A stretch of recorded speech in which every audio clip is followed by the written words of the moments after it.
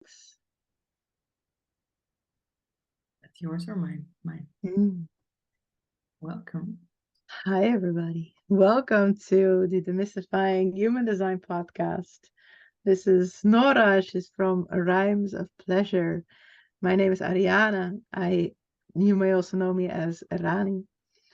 Today, we are coming here together to share our perspectives, share our insights, to discover new realms, new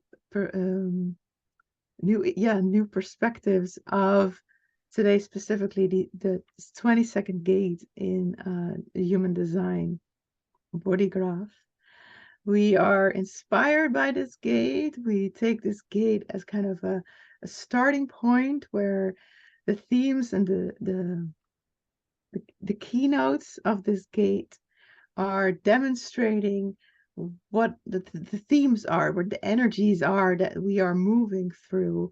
And we are going to find our own perspectives on that. We're going to find what it is that brings, that is brought into life when we tune into this energy, when we plug into this field, when we feel into all the potential that this gate holds. And our intention in the Demystifying Human Design podcast is to not to explain or to talk about anything that you can also look up in other places, but to find new layers, to find new dimensions that we might not have even thought about ourselves beforehand.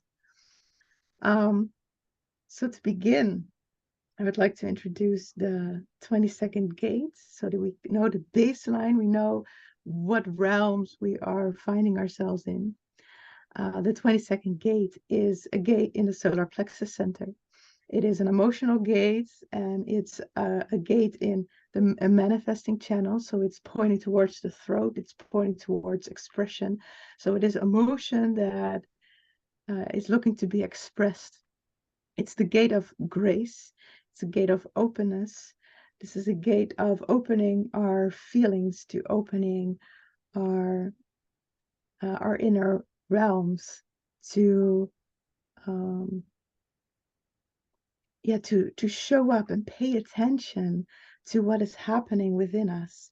We've been talking about emotional gates for most of the episodes that we've done so far. Those have all been emotional gates that are kind of happening underneath the surface. They're kind of in the realms of our feelings, our emotions that are happening in the belly. And kind of the 22nd is really the first one that is really looking directly towards expression. So it's a whole new dimension of emotion. And it's a very individualistic gate. It's a mutative gate. So I'm very excited and curious to see what this gate brings about.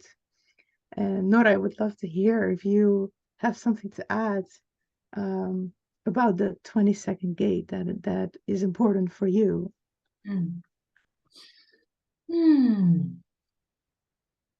Well, what I see is that apparently, from our genetic point of view, first of all, I want to say, so for everyone watching, hi guys, we are having that frequency in our background of our daily reality from today, the 8th of March, until the, I don't know what it is, 14th probably of March.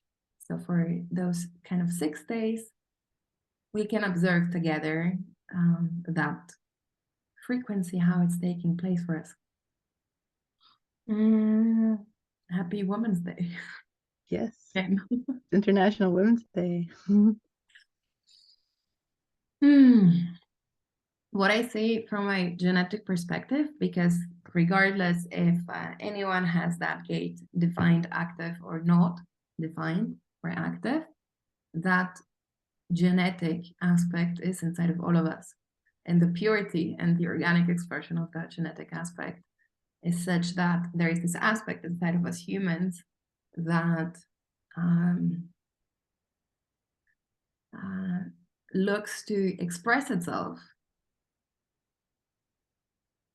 out of the place of awareness. I'm creating recently a new word, awareing, becoming aware of our emotional state of being. So again, those emotions again take place inside of our body. It's through the nervous system we get to have them communicated to us. And that gate, that aspect, not the gate, the aspect, those genes, they're looking for awareness. And what that is also showing us is that through that awareness, through that validation of the current state of emotional being, whatever it is, we happen to experience ourselves graceful. We become graceful when we take into consideration, when we include, when we are open toward our own emotional body. Maybe it is valid to say that when we are not open for our emotional body, and when we are oppressing it, when we are rejecting it, and approaching it from a place of rationality, probably we're not grateful in our expression, in our behavior. And I can absolutely confirm it. The strongest situations in my life where I have not been grateful, I look back into them. Absolutely, I have not have connected myself to my emotional body. My mind had dominated my emotional body. So yeah, demystifying human design and going beyond human design into our daily human design, that is kind of the first thing that I feel to convey. What is grace? For sure, grace, the way we know it in our society, it has to do with our image. It has to do with manipulating our behavior so that we achieve a certain image and that we achieve a certain social acceptance. And that is the old story. It's the kind of story that has been sung and been repeated for centuries, and it has not led to a lot of emotional awareness. That's the old paradigm. But in the new paradigm of life, all of us have the potential, through connecting to our emotions, to experience a completely new definition about our own individual grace, through owning our emotion. Yeah. How do you see that? How does that? Yeah, this is also the thing that sparked my that sparked me for the most about this 20-second gate, this very interesting point of what is grace, because we have this idea of grace of, as kind of like a performance where, you hold the door open for someone, you move elegantly, you have a certain behavior and you have manners, and that is what grace, being graceful, is. And that if you cannot keep up that performance, that it is disgraceful. That is, you are a disgrace if you are not keeping up with that standard of kind of an elegance or a presentability. Having a certain way of presenting yourself, showing up. Whereas that is it's such a superficial iteration of grace. It's such a superficial version of it because it is just a performance. Underneath those manners and that gracefulness, who even knows what is hiding beneath that? Because that might not, it's not something that comes from who we really are. It's not something that comes from how we truly feel. It's a performance that we put up despite how we feel. Like when we enter a social situation and we feel uncomfortable, we are nervous, we feel unsafe. So we just smile and do small talk and we're nice to everybody so that we feel like we are being graceful, but that's not actually what we are feeling. So, like we were saying, we're being initiated into a whole new definition of what grace is by allowing grace to actually move through us. And then grace, I believe, can it doesn't really matter what it looks like. It can look like many different things, because actual grace is, is opening to someone, is making space for interaction, for communication, for exchanging, or not really exchanging, but showing feelings and giving the space for the others to show theirs, and to have this mutual impact of being like, oh wow, you are here, and oh wow, I'm also here. And the funny thing about that is it's purely individual. It's just about who we are, what we feel in that moment for ourselves. So that can be very ungraceful. It can be very ugly. It can be very much just like, I don't know what it is. I don't know how I feel, and I don't feel good. I feel uncomfortable. I feel unsafe. And grace can be giving space to that, and just not having any manners, and I just want to eat with my hands right now because that's how I feel. That's where my mood is. And that for me is true grace, to be graceful about however the mood shows up in the moment. Yeah, please. It inspires me to add another layer to the same. My voice. Because of the nature of that aspect of us, of that, I don't want to necessarily use the word gate, of that aspect of that genetic encoding that we have. Its nature, it is manifesting, it is initiating, it is impacting. And always when we talk about that nature, we talk about the polarity of peace and anger. And what I see that our genes are the organic way of expression that is possible for us beyond everything that we know, right? Because probably right now we have listed out the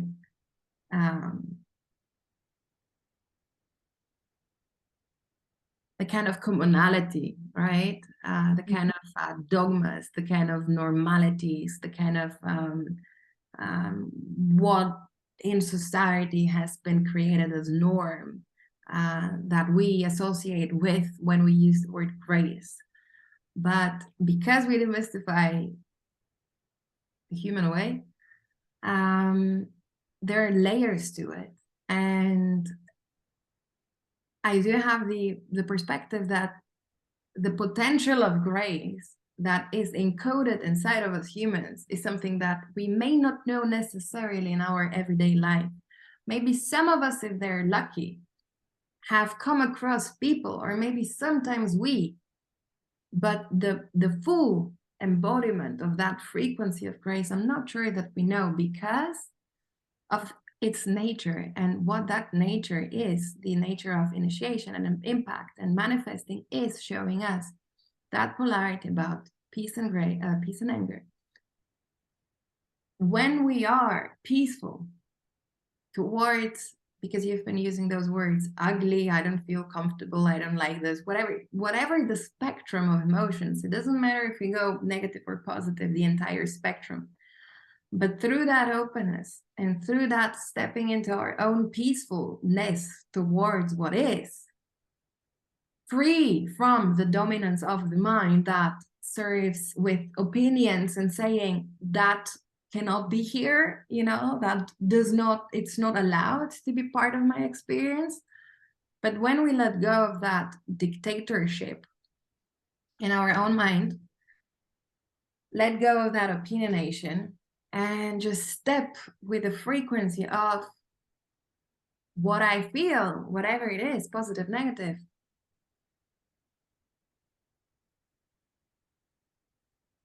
I can lead myself through it with the frequency of peace about it, with the frequency of peace towards it.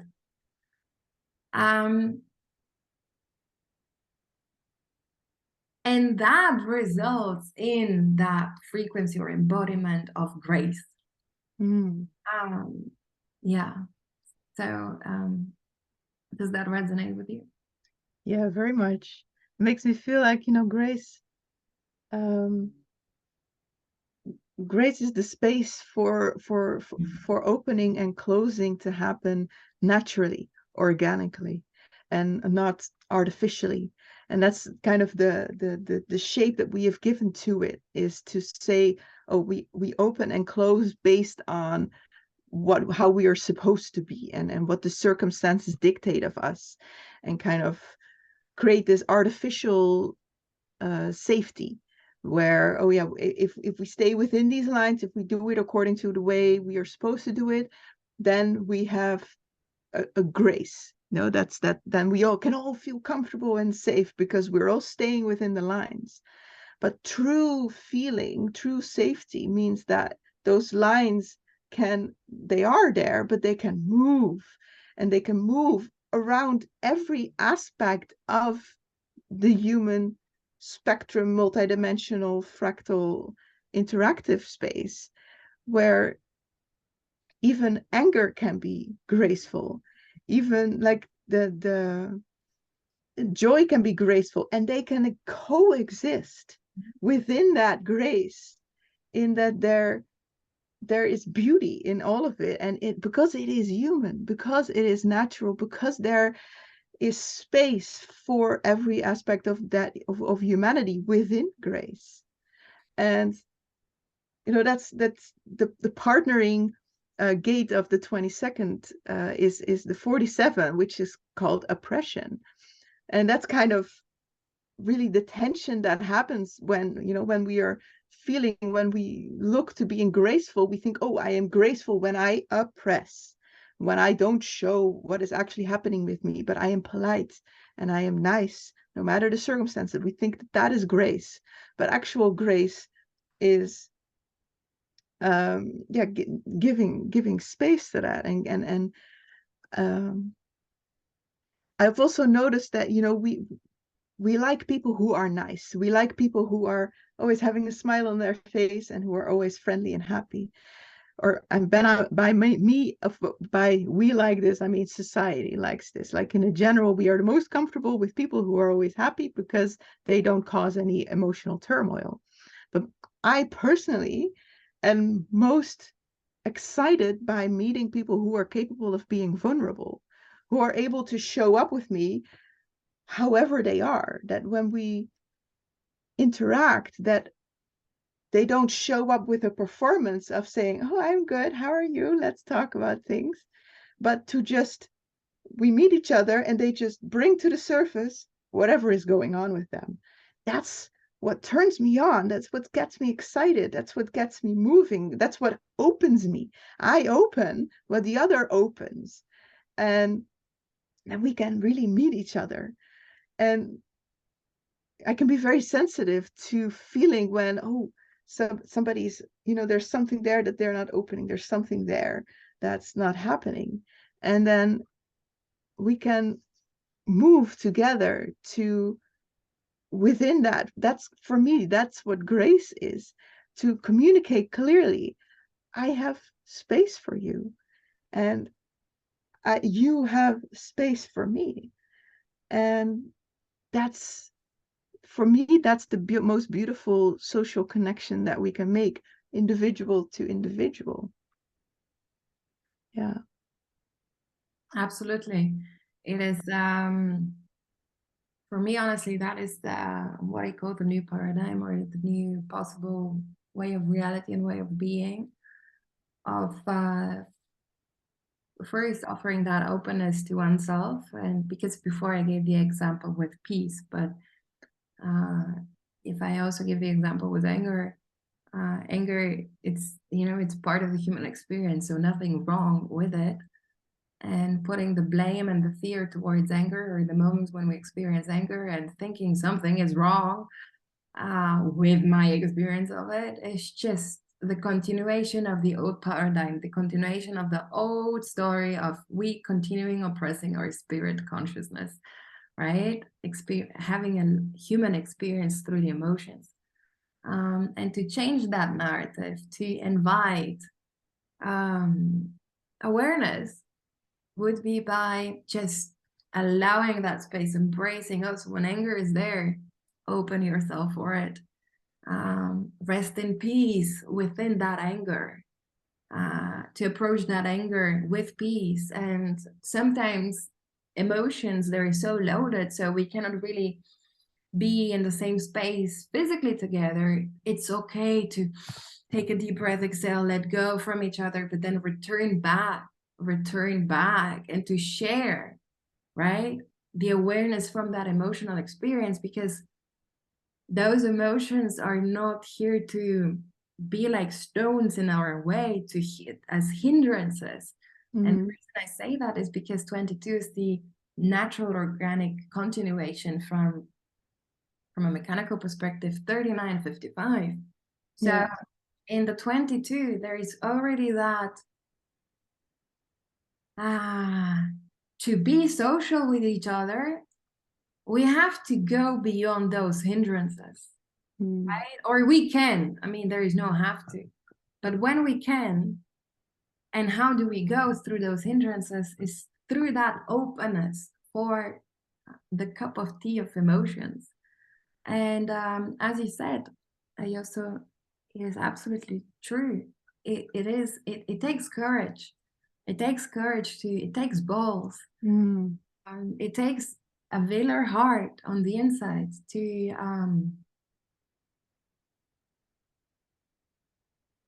expand the mind, right? To let go of that dominance from it, dictatorship, and to just breathe inside of the emotion.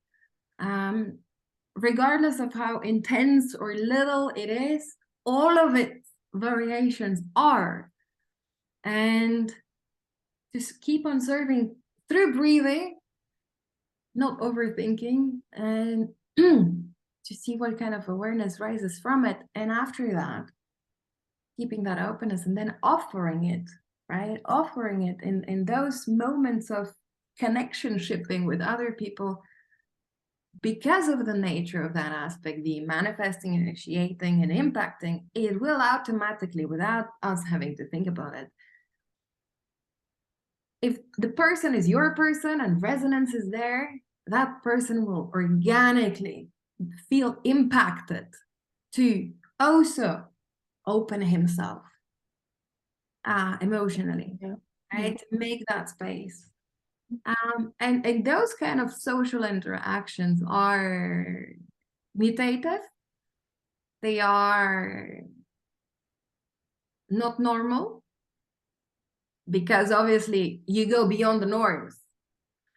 And obviously to be great, the true essence and definition of grace is to go beyond the norms, right? To not follow the norms, but to actually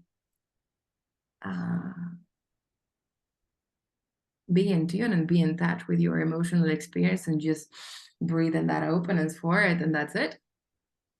That's it. It's actually extremely simple, but I think we make it so confused, so complex, because we spend just our time of experiencing emotions, rationalizing. So yeah, it's kind of funny, the masquerade that we have created in our society, you know, what is grace and what is the politeness and all that norms. There are people I see on YouTube that, you know, just give advice to people how to follow the codes and the norm codes for a graceful woman. And obviously there is nothing individual in that. It's it's a repetition of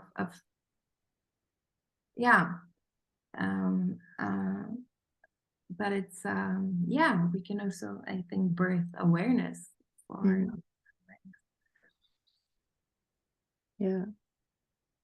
what you're saying is really what inspires me is you mentioned the mutation.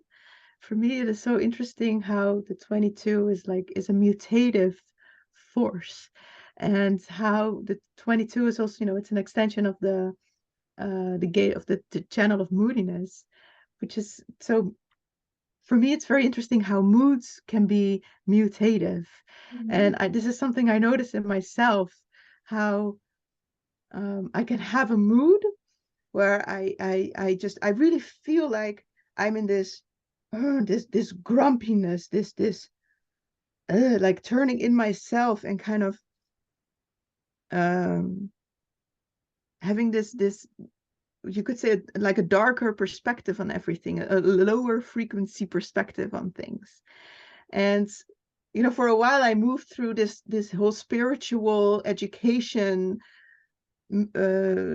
world, where there's all these self-help and manifestation courses, and where it's all about manifesting your highest self and being the best version of yourself. And there's a lot of this where they teach you how to kind of shift your frequency. And if you're not in a good mood, then how can you shift your energy so that you can go to a different mood and then be productive from that mood? Which it is a beautiful concept in the sense of, like, we can play with our frequencies and we can shift our inner state of being. But for me, I always noticed how my moods can bring about kind of mutations, in the sense of, when I look at it from this darker perspective, it kind of changes something about myself, about the things that I'm thinking about. And to just embrace that mood and just be like, well, then I won't be productive right now. Then I'm not going to accomplish anything. Then I'm not going to be successful. Fine, whatever. Like, in that moment, I'm not looking at that from a higher perspective. I'm just looking at this from, I just want to be grumpy right now. And embracing that, I have noticed that actually starts changing things and brings up, like, it's kind of like, how shit is the most fertile soil that to put a plant in, to kind of really sit in that shit for a little bit and just be like, ugh. And because when I then slowly move out of that, when it ends, I'm always just kind of like, oh, no, I want to go back in, because it was such a mutative, interesting time, and so much was happening, and so many thoughts were moving through me, and I was gaining all these different perspectives on things. And then I noticed, when I move out of it, things have changed. I am different, and I look at things from a completely different perspective, not because I focused my energy and attention on shifting myself, but because I allowed myself to go into that darkness, and I found gold there. I found something mutative there, and something shifted all by itself. And then I can be even more productive. Usually then this super productive, energetic space opens, where suddenly all these things happen, and almost effortlessly I'm able to accomplish a lot of things that I wanted to accomplish at that moment, when I was feeling like I'm not in the mood. I am accomplishing them after I allow that mood to just be there. And if I had tried, when that mood was initiated, or when that mood was present, if I had tried to be productive then, I mean, I have tried that several times, and it's just like kind of slugging through the dirt, and just ugh, and everything is harder, and everything costs 10 times more energy. So I don't really try that anymore, simply because it's just too much effort, and I like being lazy. And then when I allow that, stuff just happens on its own. This is, the lazy person's way of doing a lot of work. And then I noticed, like, if I actually had this last week, where I just did absolutely nothing for 2 days, just the bare minimum, and for the rest of the day I was just like, ugh. And then after that, I was just like, okay, I'm so done with this now. And I became super productive, and I made all this stuff happen. It's like, oh, cool. Okay. That's nice. That's how that works. So yeah, the mutative force of moods. And we can only really learn to trust that by experiencing it, and by really seeing what happens when we come out of these moods. Is this something you've experienced? Which one? The mutative force of moodiness. all the time. Yeah. Sing it. That's your thing.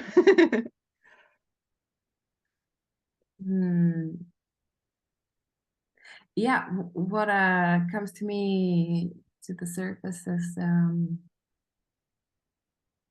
the shit and the fertilizer and the gold. Um, I see this other dimension in that entire picturistic way of expressing things. Because I keep on drumming the drum to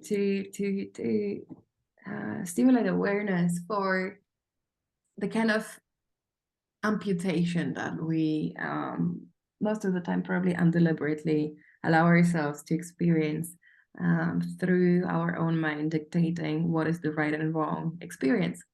And it's the only reason I keep on drumming the drum on that is just because there is so much potential for awareness inside of all of us, and there is so much potential for gold inside of all of us, and it's so juicy to start actually tapping into it. It's just really kind of magical. It's Yes.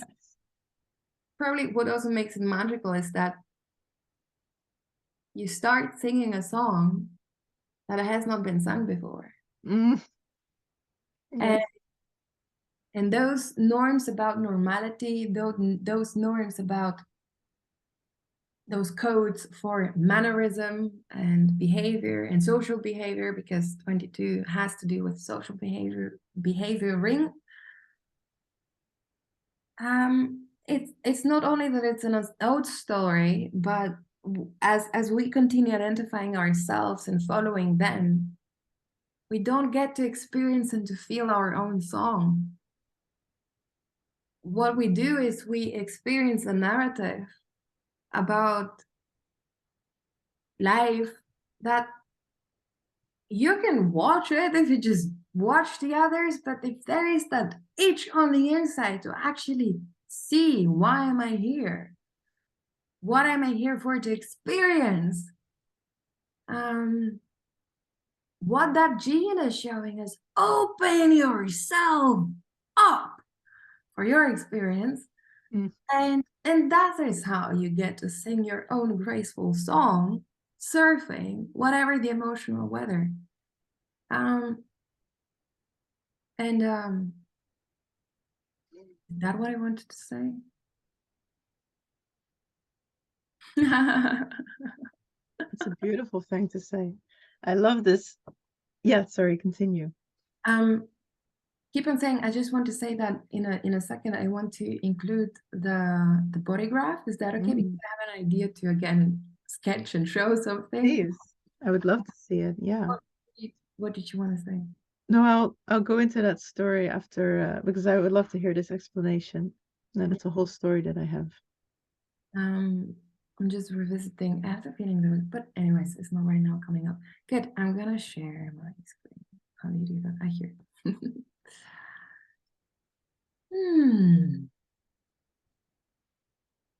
I feel like saying it once more because that sentence it can be a beautiful stimulation to caress the mind, to make it, to give it some food for reflection and awareness. Is can I discover my grace by keeping myself open for life, for the kind of moods and emotional experience that are currently taking place inside of me, instead of giving them whatever the labels of righteousness, just continue giving them that intimate openness. And yeah, to create your own individual song about grace, being graceful in life. Which probably has to do with this, what I want to show here, which is, so what I personally like with human design, that is one of the reasons I keep on using it for so many years as an instrument and a source of inspiration, is just that human design is just showing a very basic principle about our human life, the least, and that is the principle of polarity. And everything is moving within the context of a polarity. So when we have that conversation about grace, we're gonna have to include, as you did earlier, the 47, the other spectrum of the frequency of grace is oppression. And I just wanted to show it here because, how does it go, Ariana? Where does it's here and here? So if we cut the wheel in two, I don't know why I did exactly here, the cutting. Anyways, this. The first and second line, yeah. Yeah, true. I wanted to show. We have the masculine and the feminine principle. Right. Yeah. And the way the kind of home body where our oppression is for every human being is in the spectrum of duality. It's in the spectrum of relationships. So what is nice to stimulate as awareness here is that you're a human being. Your own monologue about oppression and your own stories that you have about feeling oppressed and your own views about oppression and everything that we see in society as oppression. There's so many countries where women live under oppression, where men live under oppression, in rich countries and poor countries. So it doesn't matter if the oppression is taking place inside of your own feeling body or mind body, or you see it being expressed in society. Oppression has always to do with relationshiping, right? With the way I and you interact with each other. And obviously, oppression, to find peace, it needs, because that is its partner, the openness for the emotional experience, because only then I can transmit it into grace, and that allows me to impact the recognition, right? The rising of the recognition, the rising of successful relating, and overcoming the bitterness of relating out of lack of recognition. Right. And do I make sense right now? Because I'm throwing keywords. Yeah. So that is what I wanted to show. It's just in our gene pool. Yeah. And honestly, as I keep on saying that, I just make it's so clear for me how that narrative is to be seen in our society so clearly. But of course, the narrative of lack, bitterness, anger, no recognition, limitation, the lack mentality, the mentality of, because it's about relating, so automatically we go, whom do we blame? Do I blame myself? Do I blame you? Because sometimes I feel like blaming myself, other times I feel like blaming you, whoever you are the human being. Yeah. And that doesn't obviously lead us very far. If we look at our history of human relating in civilization, it doesn't look very successful in the experience of peace and success in our relation. Yeah.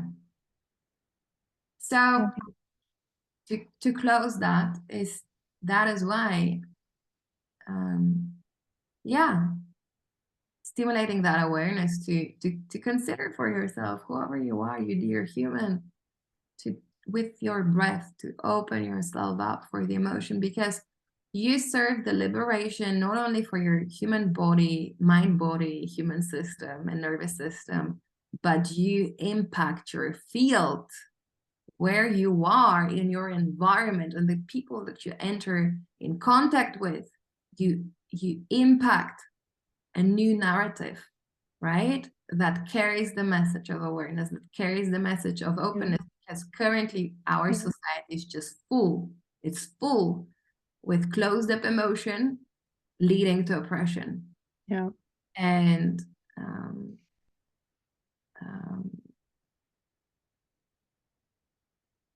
So that spiritual bullshit that I keep on seeing so often, and people just having found whoever the teachers, you know, and continuing that narrative of I like that, I don't like that, that is good, that is wrong.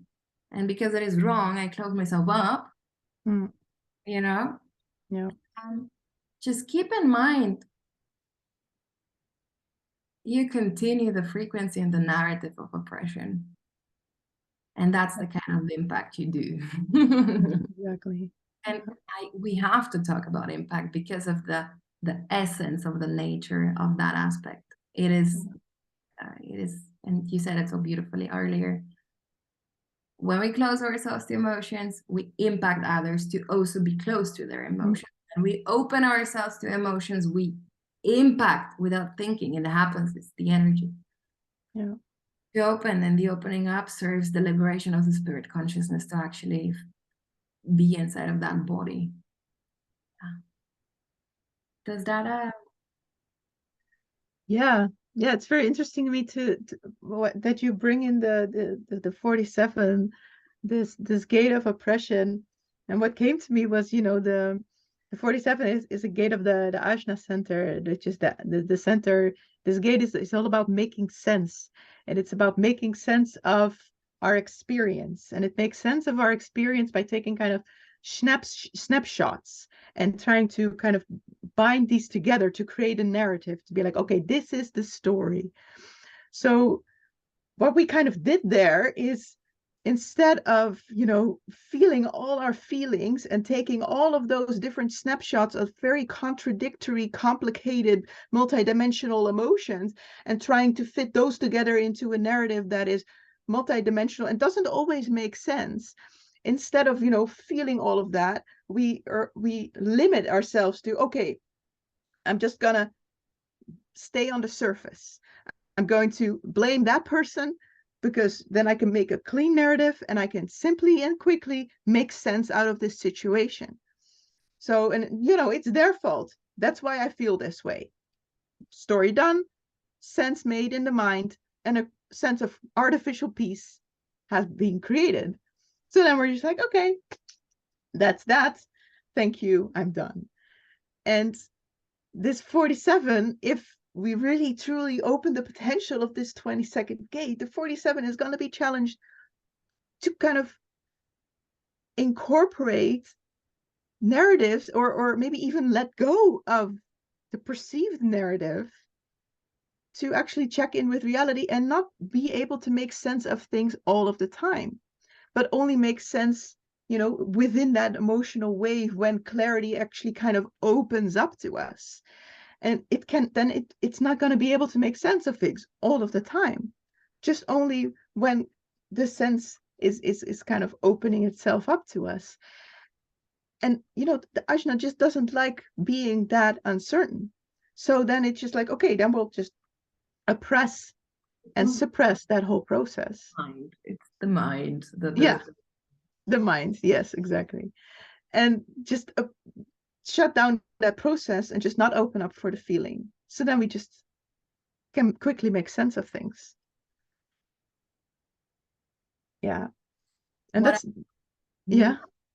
What I also see as a genetic coded potential for us, that potential is almost not lived out, is again another story. But I feel pulled to, for a moment, pay attention to that potential, because the 22nd aspect of us is inside of our emotional body. It takes place inside of our nervous system, so it's very physical. The 47 gate hexagram aspect gene is taking place inside of our, and the emotional body is also a place for awareness. The Ajna center is another place for awareness for us. So in that case, we speak about two gates that are placed in two different home bodies for awareness. We Mm. have the rational, mental, intellectual awareness, and we have the emotional awareness. So the kind of potential that I see for us humans as coding, at least, is it's a beautiful dance, really. You know, the 20-second, because it is emotional and everything, the emotional nature is such. It goes through chudup, chudup, chudup, chudup. And in that wave movement, and our breath, by the way, moves also in this wave rhythm. We pay attention to our breath. So in that way, in and out, at some moment, there is some sort of frequency of clarity. And the clarity is not a mental clarity. The clarity is not having clear sentences. The clarity is, I know how I feel about you. I know how I feel about this. That is clarity. Yeah. So I'm not anymore going through a jazz of up and down, up and down, up and down. I have experienced you in up and down, up and down, up and down. So I know how my spirit feels about you through the emotions, beyond the emotions. So that is the real definition of what awareness is, right? The emotional awareness and the emotional clarity. And out of that clarity, actually, only awareness can grow. Awareness has to have that clarity. And that awareness goes in hand with the intellectual, the mind awareness. And again, it's something that we spoke one of the other videos. It's not about choosing the rational way over the emotional way. Well, that polarity is genetically showing us that we do, as humans, have the potential to open up, right, in the experience of one life situation, to develop, to grow, to be a temple for two kind of awarenesses to take place. And it's not about choosing the one over the other, but actually expanding ourselves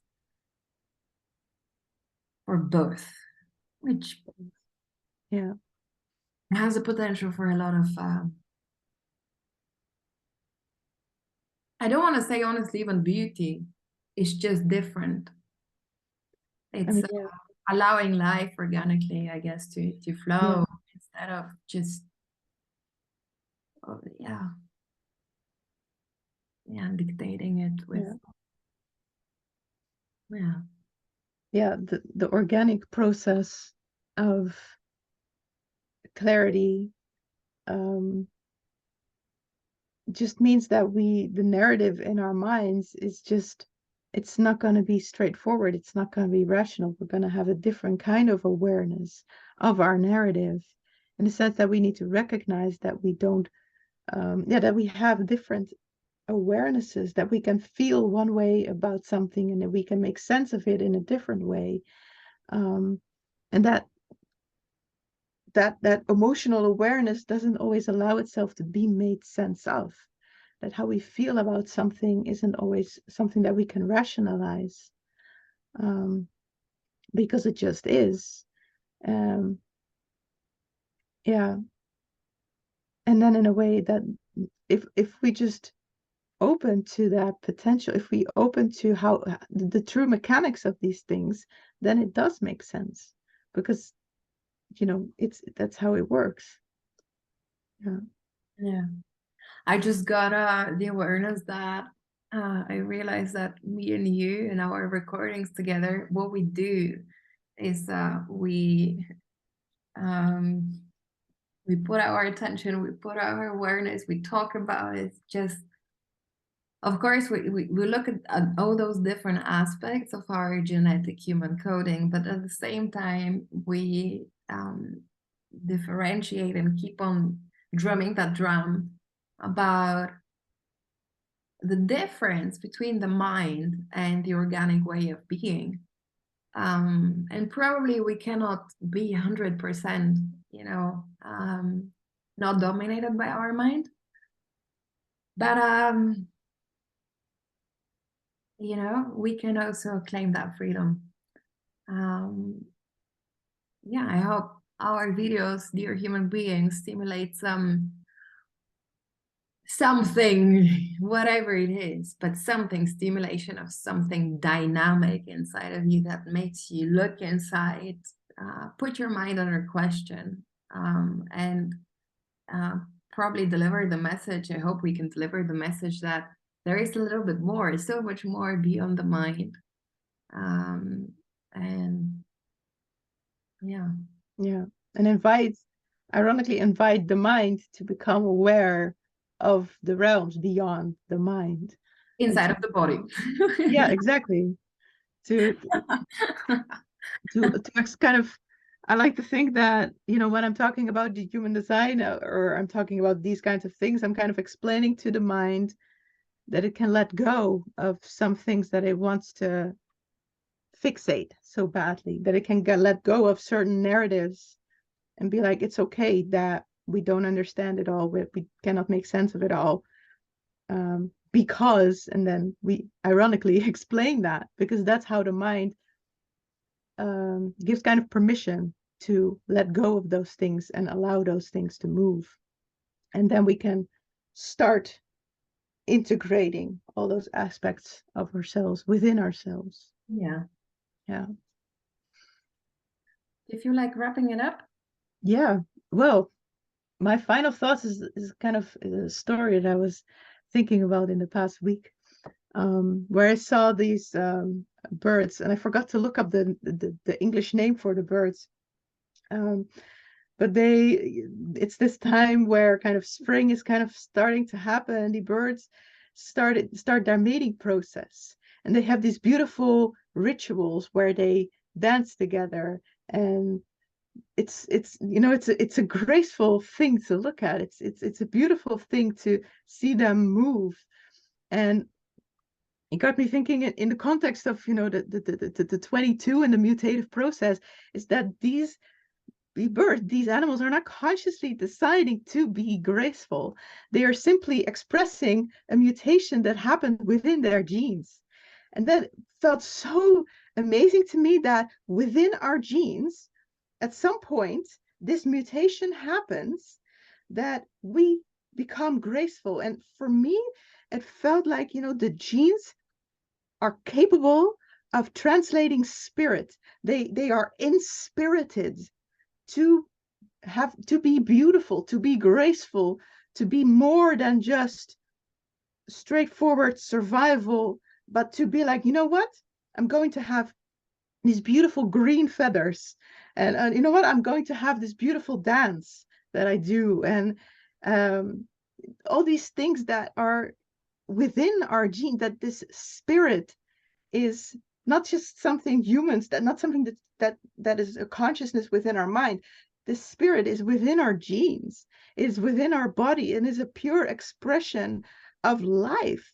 Life is by definition inspirited, and it's not something that we decide, it's not something that we do. It's something that lives within us and that moves and is expressed.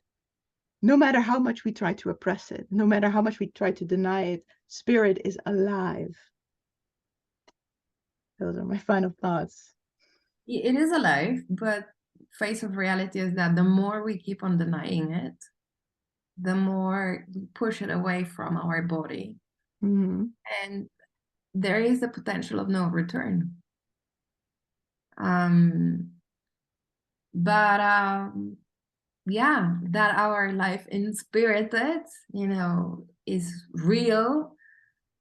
We gotta invite that spirit in the body, and the Yeah. way we invite the spirit in the body is by actually going inside of the body, letting go of these opinions, and just paying attention. What are you feeling? And don't look for the words, don't look for the names, don't look for trying to differentiate whether the name of this emotion is this or that. Let go of that. It will come when it comes, the name, anyways. But to make space to feel, not to think, not to analyze, and that is how the spirit can integrate. Yeah. When you say that, I have to mention it. in society, there are those people that have an absolutely strong admiration for cats in such a way that they say the cats, this is the only expression, you know, on earth of living creature is expressing grace. Mm, You know those kind of people, right? I do. Are you one? I love cats, but I would definitely not say that they are the only ones who are expressing that grace. No, I can see that in many animals and plants and And I fungi. and I was thinking, I find it kind of funny and sad at the same time that we think grace and the spirit of grace is just somewhere outside of you yourself. And okay, it's inside of the cats, but you see it inside of the cats. God knows if the cats feel graceful, but that honestly also doesn't matter. But what matters, I know about those people that admire the cats is they admire, and you know, the way they talk about the cats is, and you know how they move, and they're so like, they don't care about the outside, and they move however they want to move. And I was thinking, if you take that to the human context and what we just spoke about, gate to 22 and the genetic, it is that. It's literally that.